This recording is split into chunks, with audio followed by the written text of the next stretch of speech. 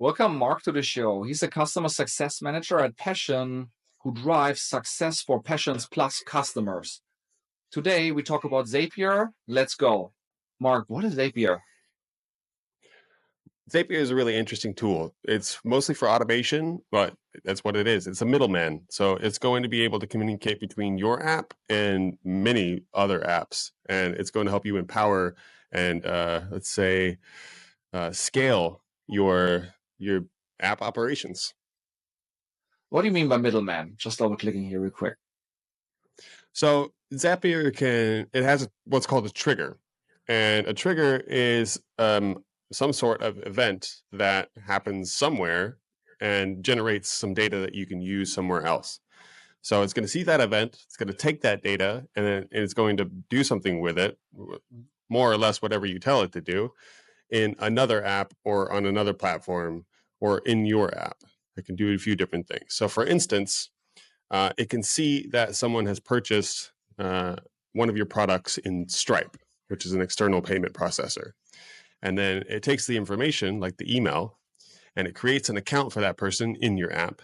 And then it gives that person access to particular content that they paid for. And then it sends them an email to let them know that they have an account and that they should change their password. Right. So I can actually connect all the different tools and services out there with each other. So if something happens over here, something over there can actually be triggered by it. Or can have an action and done there. Okay. I mean, you already said that in this case, where if someone buys something, you give them access. Why is it overall useful for a customer's app? Generally, it helps you scale your operation. So if you were doing that by hand, you would have to see the purchases. You would have to copy and paste the email, bring it over to your app admin, add the account, and then which would send them a password, and then go into the admin again, and then add access to whichever plan they've purchased. And that would per person take you generally 3 to 5 minutes. And if you have, 20 to 100 people making a purchase in a day, you're going to spend all your time just doing that. So this is going to help free up your time and scale your operations in that way. Oh, no, I get it. Yeah. So it's about automating my workflows in my business. And then that also makes sense because when I interview all these people and I have people that make millions of dollars and they're still by themselves with maybe a few contractors, but the team is tiny compared to the team that you would have needed 20 years ago or 10 years ago. It's because they have workflows and automated workflows in place that do everything for them and that allows them, to automate their business and to operate it still almost by themselves, which is crazy and amazing at the same time. Yeah, that's a great way to put it. Let's go in with what are the most common Zapier apps that someone with an app can use to drive engagement and conversions? Yeah. So one of the most common one is Stripe, and it's an external payment processor. You could also use PayPal or a few others, and that is so you can use something like a coupon or a limited time offer, which will expire at some point, and then you won't have to do all the things I just mentioned before. That would be the most common. The second most common is probably your CRM. So something like MailChimp or Brevo. And an example there would be anytime someone creates an account in your app, their contact information is immediately sent to your CRM. And maybe that generates a welcome email to help engage in the user and help them feel, like they've signed up for something significant. I'd say these are the two most common.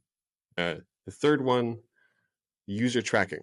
So Google Apps and Passion work really well together, and you can track many different actions that take place in your app by the end user.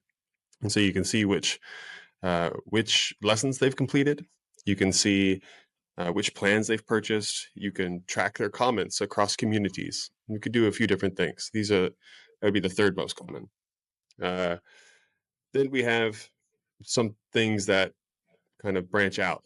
So I would say let's go with the top 3, and then if we need to, we can get more specific. Okay.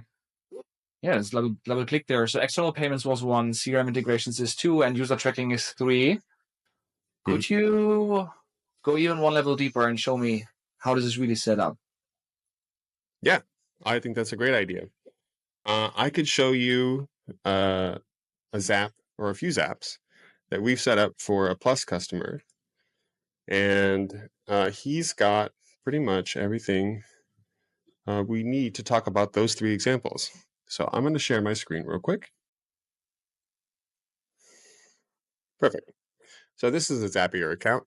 And without going too much into how to navigate, you have your navigation bar on the left, and I'm in the Zaps section, which is really helpful.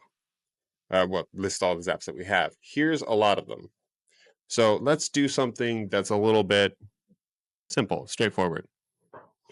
And we'll start with client tracking plan purchased. This particular Zap, if I click on it, it's going to give me the steps. So in every Zap, you have 2 steps minimum. You have the trigger and the action. So what starts the automation, and then what does the automation? And if I click on this, it will give me the details. I think what would be better, though, is if I go to Edit Zap so I can show you exactly how it would be set up. Great. And now we have our trigger and our action. So in the app and event, you would choose Passion.io. That's going to be your app if you are a user. And once you integrate it, which is just a pretty simple 2-button menu, then you choose your event. And in this case, these are all the events that you have currently with Zapier and Passion. Quite a few. Plan purchase is the one that we're after. So this is every time a user subscribes to a plan. Okay, then we're going to hit continue, choose the account. That's straightforward. The trigger. What plan do we want to track? For most people, they want to start with all plans, but you can track specific plans if you have something in mind. And so this will automatically update after you integrate your account, your Passion account with Zapier, and you'll be able to see all the different plans that are available. Choose all plans if you want to track all of them, and then test it to make sure that it's working appropriately.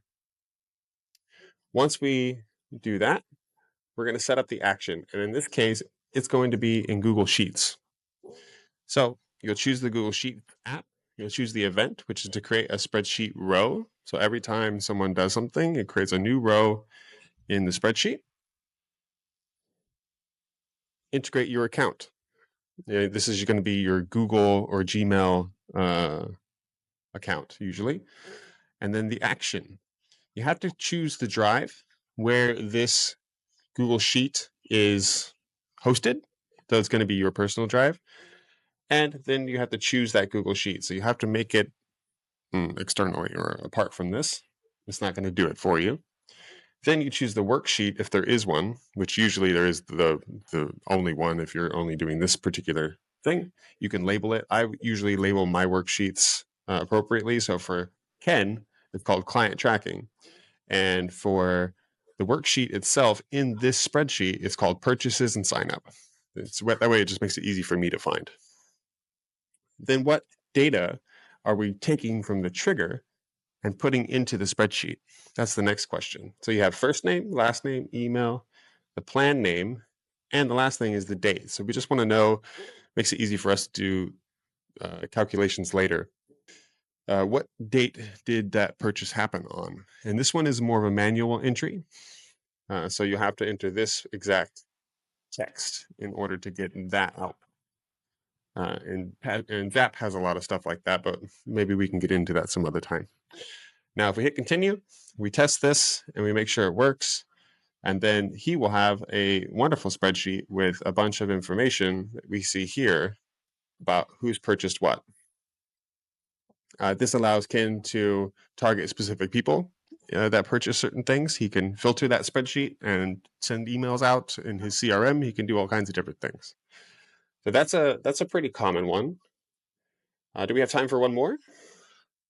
Yeah, of course. Let me just like really debrief. So every time someone purchases all plans or any of the plans, I can actually put that in a Google Sheet in a really nice format, and there I have it for my own documentation purposes, but also for my accountant potentially, or I can connect it to other apps again. So when a new row is added in this Google Sheet, something else can happen, and I can actually build a really nice system around someone buys something and then what to do next. Is that correct?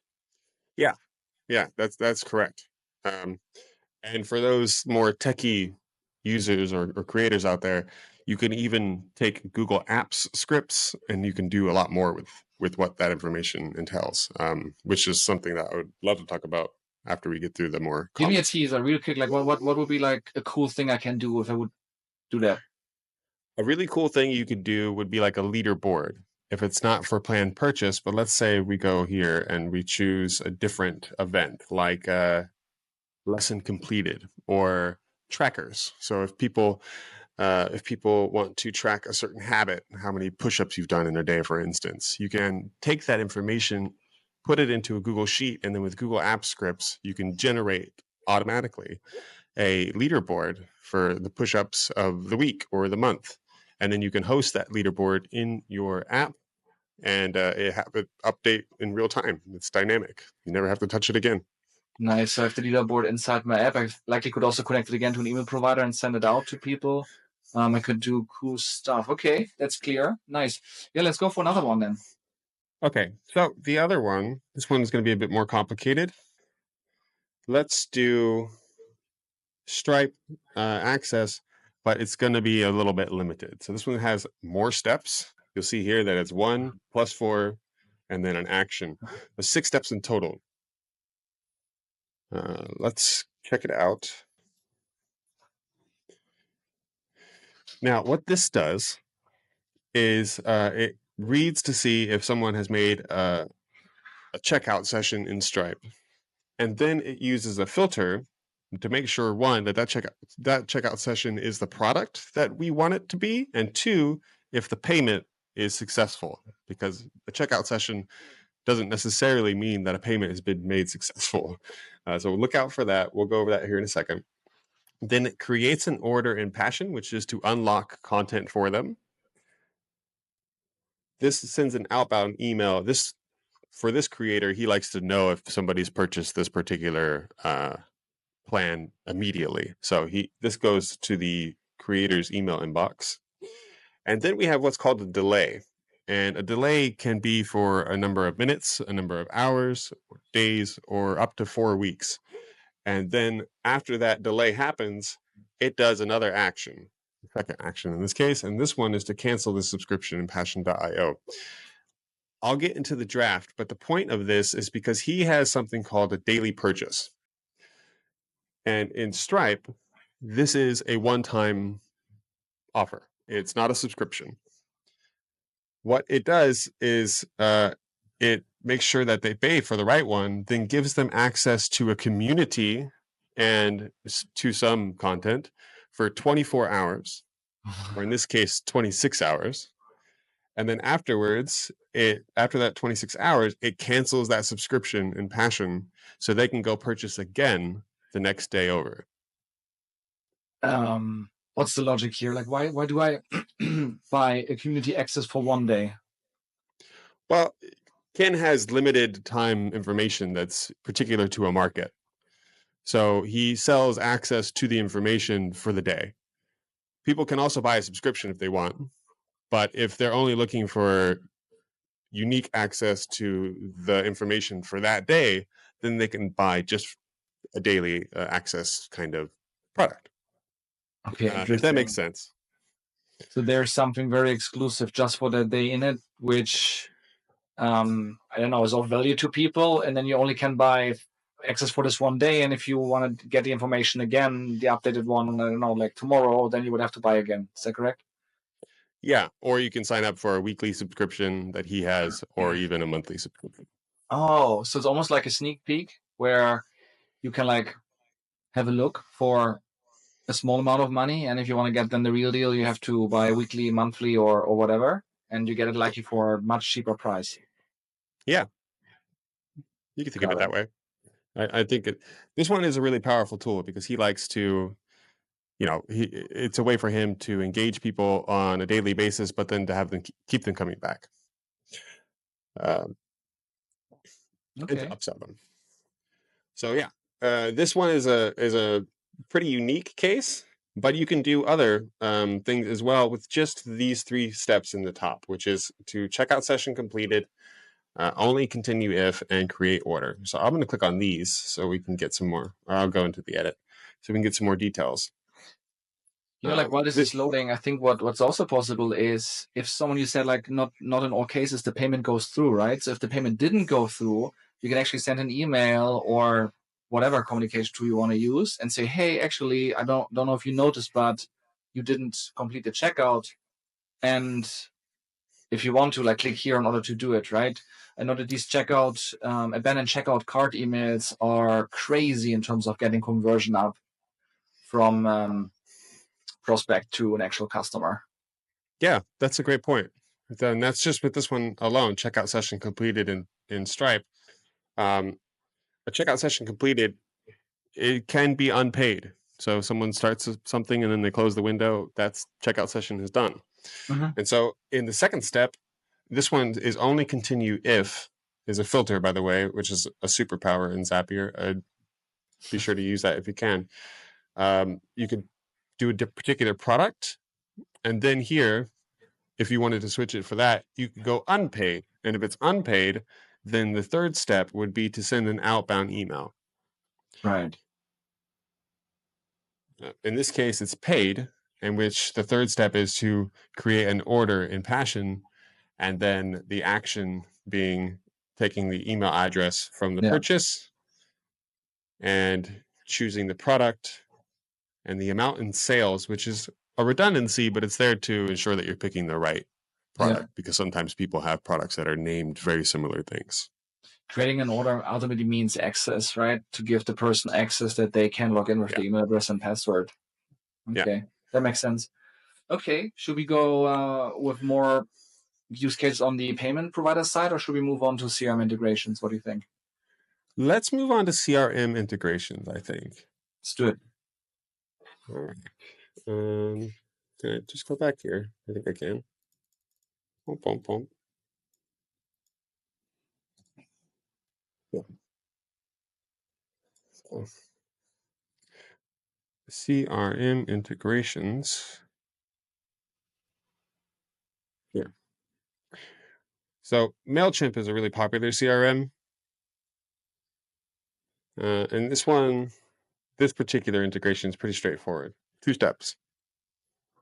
Account created in Passion. This adds or updates a subscriber in MailChimp and ideally gives them a tag.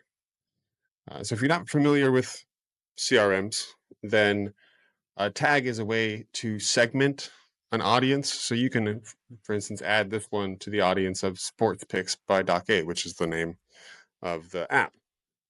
But that doesn't necessarily tell us much information about this user.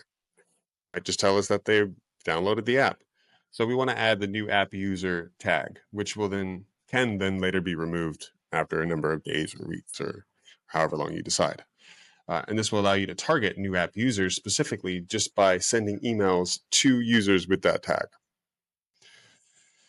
or campaigns or that kind of thing. And in Ken's case, he has an extra step in MailChimp that sends new app users a welcome email to welcome them to his ecosystem and his community. Right. That makes sense. What if it's a 30-day program? You want to take it one step further and you want to create a whole automation sequence. How would you do that?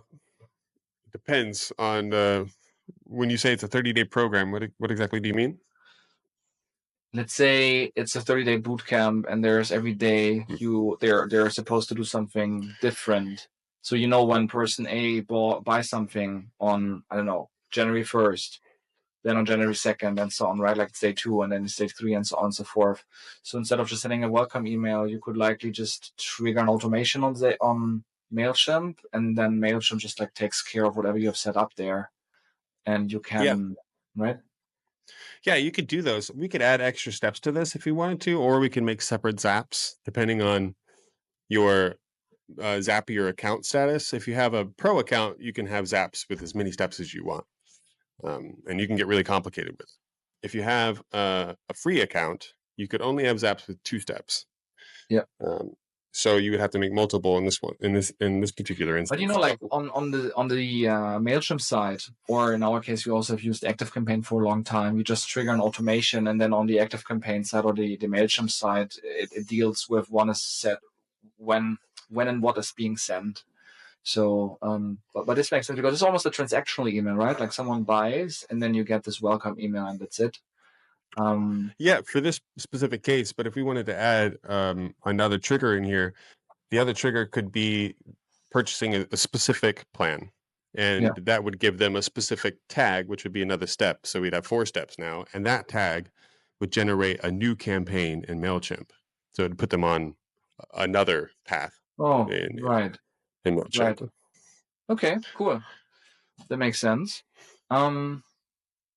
What do you think? Should we do another one here or move on to user tracking? I think we may be limited on time, and user tracking can be a bit of a handful to talk about. So let's do that one. Okay. Okay, cool. I will go back again. And let's choose user tracking. Now, there are simple user trackers, like tracking their lesson completed or their habit trackers, the plan purchased. But I'm going to go into one that's a little bit more robust. And I think what we can also do is, well, let's do this first. Let's just click on this and we'll go from there.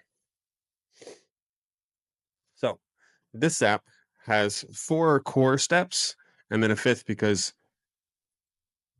this creator also likes to know when people post in the community immediately. He gets a little email notification every time. But if we go to Edit Zap, so we can get into the gritty, we have comment created as a trigger. And if we go to the trigger itself, you can see that all posts are chosen. But you can choose, out of those posts, you can choose which channel in your Passion app to focus on if you want to focus on a particular one. Ken does all of his, so we'll keep that the way it is. Step 2 here is to create a spreadsheet row in Google Sheets. So we've already been over that and why we do that. And in this case, if we go to the action, it's a new worksheet. It's not the same one as before. Same data, except for the comment is the message from the user, the end user in your channel, and we still have the date there. You could also grab the name of the channel if you want, but it's not necessary for the most part. If you have unique names for each of them, and then here we have some extra steps, which is to look up spreadsheet rows. And the reason why we do this is because we want to be able to tie. We want to be able to tie all of the comments to one user in a dashboard. So if we use this Google Sheet event as a lookup spreadsheet rows, it has to be, by the way, output as line items. That's specific. Otherwise, it won't be able to find the information you're looking for. Your account should already be connected. And then in the drive, it's going to be the same drive. It's going to be the same spreadsheet. But this time, you're going to use a different worksheet, and it's going to be purchases and sign up. Because the purchases and sign up sheet tracks everybody who's made a plan. You can look up that person's email, which is going to be the value here that you grab from the front.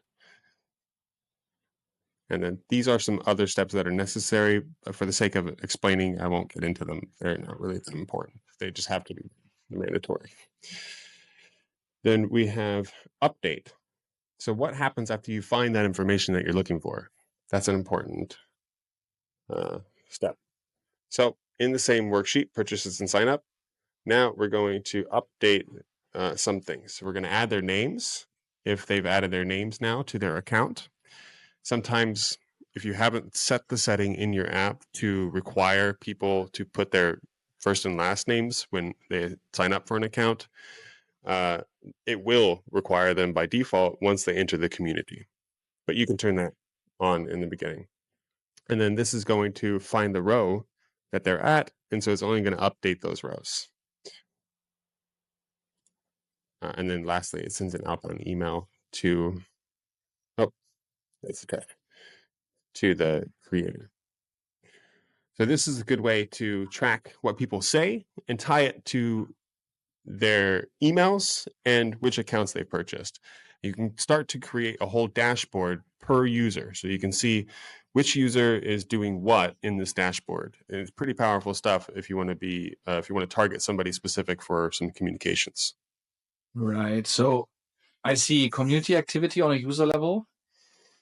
And with that, I can use that for marketing purposes or transparency purposes to market programs, new offers, to see who's most active, and to, You can right? also do it for, you can do it for user support as well. If somebody has a question in the community about, how to use your product or how to contact you in your service, you can automate a lot of responses via this, or you can also use Google App Scripts to do a little bit more with it as well. Mm-hmm. So this one is a good way to drive engagement and conversions in your communities, which can be a powerful tool. Just real quick, because you again mentioned Google App Scripts. What would it do here? What would you do here with Google App Scripts? In this particular case, if you're checking comments, you can ask Google App Scripts to look for a specific phrase. Now, when I say ask, you have to be able to write the code. So if you don't know how to write code, it's an action script. You can use ChatGPT to help you. And as long as you're kind of familiar with that, it should work out all right. And what you would ask Google App Scripts to look for in the new updated spreadsheet would be a specific phrase. So let's say like #help, for instance. And if it finds that phrase, then it can send an outbound email to the particular user that asked for it, or if it finds some other kind of phrase that maybe you want to monitor for another reason, you can also send different kinds of information. Like right now, what's really popular on Instagram is you make a post and then you give, for example, access to a PDF or to a course or to something. You say, hey, just comment with, I don't know, PDF or abundance or whatever, and then I will send you a DM with that, right? So is that essentially possible here as well, where I say something in the community, hey, if who's interested, just reply or comment with PDF. And then if someone would reply with PDF, I can actually automate that and deliver whatever I want to this person. Is that correct here?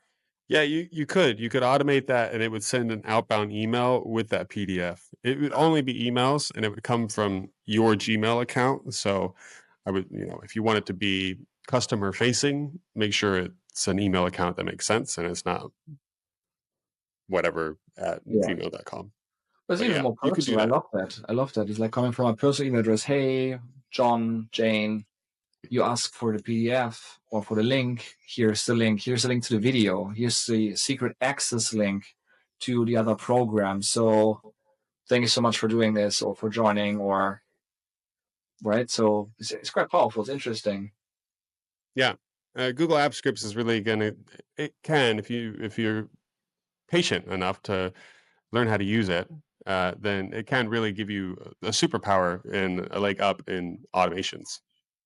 If anyone's interested, type in the comments, Google App Scripts, I want to learn more, and then we will do another session on Google App Scripts. Good. So we now talked about payments, CRM integrations, and user tracking. Anything else on user tracking? And if not, I would be interested what else is out there. What else would be some cool automations? Yeah.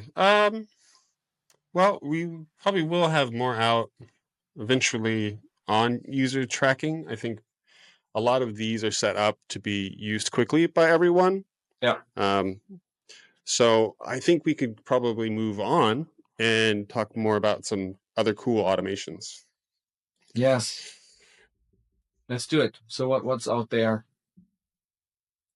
I think for Ken, he's probably here. I think we might be at our limit, Ken's, in terms of the things Ken's got on his app. I think so. So I'll probably stop sharing for now, and maybe we will get more in the hypothetical area. Mm-hmm. What are the areas where you can automate something which is really cool? Well, here is just one last thing on user tracking. Sure. You can also track subscriptions canceled. And this can be really useful if you want to send feedback forms, you want to understand why people canceled, or if you want to maybe upsell them or redirect them to something compromise of some sort. So that can be useful for a lot of people. So it's just a simple two-step. Subscription cancel is the trigger, and the action is to update a Google Sheet. If you think the creator economy is really interesting, then I got something for you. On milliondollarcreators.club, we actually created a database of all the creators out there, and you see not just their fans, followers, subscribers, but actually how much money are they making. So with that, we bring now transparency into the creator economy, and you really see how are the best of the best get their customers, price their offers, create their offer stack, get customers, which tools are they using, how will they grow and triple their business going forward. So if that's interesting for you, including lists of who makes the most revenue, who has the fastest revenue growth, who has the biggest audience, who has the fastest growing audience, who makes the most revenue per follower, and who has the most exciting offer stack from low end all the way to the high end, then go to milliondollarcreators.club and enjoy the data. So what else? So some very useful things. For instance, you can do, if you do funnel integrations. So let's say somebody enters your funnel and now they're in your CRM and they have a tag for whatever funnel you have. Let's say it's a launch campaign for your new product. You can, if they've opted in, send them a WhatsApp message, for instance. So it would be you integrate your WhatsApp with Zap, and you take that information from the funnel and put it into your action. And WhatsApp will send them a personal message and, whatever it is that you write. It can be a link. It can be a call to action. It can ask them to download the app then and there. So it's a little bit more targeted and personalized. Yeah. Okay. Give me an example. So like, what do you mean by funnel, and what tool you use there, and how would that like really work? So a funnel. Let's take a creator, for instance, Nora, and Nora is launching a new product. She wants to use external payments for this product, and it is a little bit higher priced. So what she does is she creates a marketing campaign on, let's say, Instagram. It's Expert Unleashed Challenge stuff. It's 5 posts for 5 days and generating buzz and hype about and information about your product. People click on one of those posts and it takes them to a landing page. So that's the start of the funnel. It's just clicking on this post, and now you're in the landing page, and the landing page has all the information you need. And at the end, there's a call to action, which is to sign up for a call, give us your email for a message, or download the app, or whatever it is for particular users. In her case, it's to sign up for a call, which means you need an email and or a phone number so you can do this. Now, once you have that information, you can then confirm that this has been made through WhatsApp, saying thank you for signing up. Here is the link to the call. The call's on this date. Or you can give them a link to something else through WhatsApp. So it's more personalized in that fashion. Does that answer the question? I think I almost got it. So she is doing a high ticket sales funnel. A little higher price could mean a couple of hundred or even thousands of dollars. Mm-hmm. And it involves, I guess, a discovery call or a sales call or WhatsApp. And in her case, it would involve a discovery call. So it's $4.97 is the price product. People read about it, they're convinced that, or at least they're almost convinced, and they just want to talk to her. So then they would sign up for a discovery call next. Interesting. So they're going to this page, they're filling in their phone number, and then they get a WhatsApp message with a calendar. You could, well, in this case, they would get maybe a confirmation and a date. So they would already fill out that information using Typeform, or what date's good for you, or what 3 dates are good for you, and then something along. Maybe I'm getting a little bit beyond what a funnel can be, but essentially they get some contact information generated, and then now they're sent a reply, which would be more details or a call to action about the product. Well, interesting. So is it then to increase my show up rate for the discovery call because I have the phone information? I can then send an automated WhatsApp sequence where I want to make sure that the person shows up or the person is nurtured and primed before the call so that I have a higher chance to close the person in the discovery call? Yes, yeah, that's a better way of putting it than I did. But yeah, exactly. It's a way to drive engagement and make sure people show up for their calls. Interesting. That's really interesting. Mm-hmm. That's cool. So you can really use it also to sell better.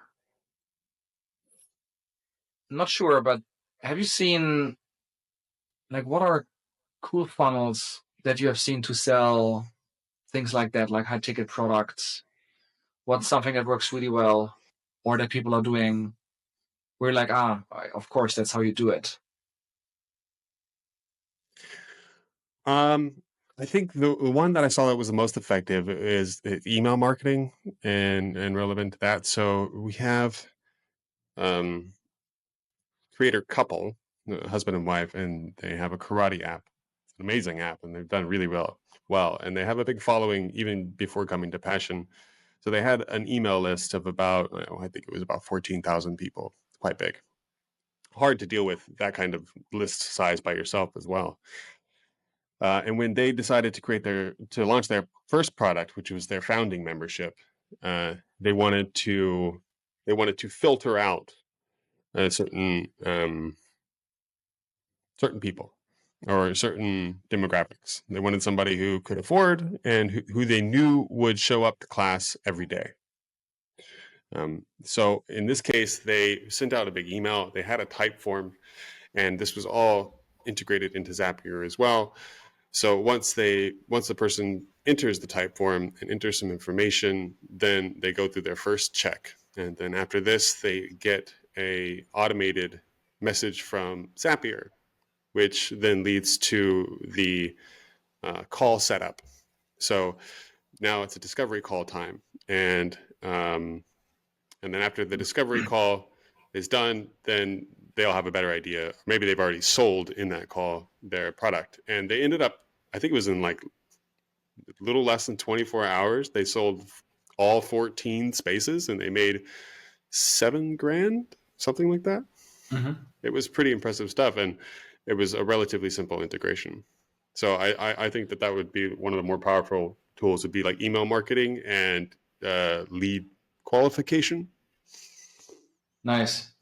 Oh my God, this is like so interesting because, the classical thing in marketing automation is you send out emails and then some people open, some people click, and it's a numbers game. And then some people buy your higher priced products. And you can maybe also look that if they completed the previous product or course, then you sell in the next one. So like you send them up in the value ladder to a next higher priced offer that solves the next problem that comes up from completing the previous program. But what you just said, and also what you explained earlier, you could even do that on a community level where you look for people who are most active in the community or are in certain demographics and have a certain profile where you think, okay, it actually would be great to either go into discovery calls or to upsell them directly with an automation to higher price plans. And you can use the community interactions as a means to show them the right offer, if that makes sense. So it's interesting because what you outline is these people, they had actually a lot of like email list of 14,000 people, but could also be 14,000 members in the community, or just like a lot of like really big audience of a lot of people that consume and engage, but who are the ones that really qualify or are the right ones to get into the higher priced products. And I think there, with some good logic and automations here, you can identify them through completely new ways and drive them effectively up in your offer stack. Yeah. I think it exactly all those words. It works well for I think having criteria. So it's almost like a trigger, an action, a trigger, an action, a trigger, and an action, and you can kind of do it to your heart's content if you're clever enough on what triggers what action. That makes sense. Is there anything else that I can do, that someone can do, to any tips, advice to make Zaps more effective? Yeah. I would say take advantage of one of Zapier's integrated AI, so you can ask it questions and tell it what you want to achieve, and it will do its best. It does a pretty good job most of the time of offering some suggestions. So take advantage of that. Upgrade from a free account to a pro account. And I'm not affiliated with Zapier in any way, so you do you, but it's going to help you make more complex Zaps, which will do more for you, and it'll make your life a lot easier. And then I would say the last one is take advantage of the built-in middle steps that Zapier offers. So one of those, for instance, that we spoke about today was the delay for 24 hours or for however long. And that could be very useful for other reasons. But they have a handful of those middle steps, like a filter, so you can filter out products that you don't want to target, or you can filter for only products you want to target. And that will help you also be more specific and personalized and targeted in your messaging. Right. What if someone wants to work with someone like you to automate and crank out all the automations and workflows around their business and their product to get the most out of their offers and what they want to do? Sign up for the Plus program. Sign up for the Plus program. I mean, you could hypothetically, you could hire a VA who might be really familiar with these kinds of things. Alternatively, if you are, if you have the funds and you're serious about your business and you want help with integrations and even maybe finding new use cases, because we do this full time, but we haven't found every use case that's out there. And sometimes people have unique ideas that lead to really cool solutions that we can use for everybody. So, look at the Plus program and maybe pick up a CSM. Thank you, Mark. That was really exciting. Thank you, Matthias. Yeah, it was a lot of fun. I enjoyed talking about it.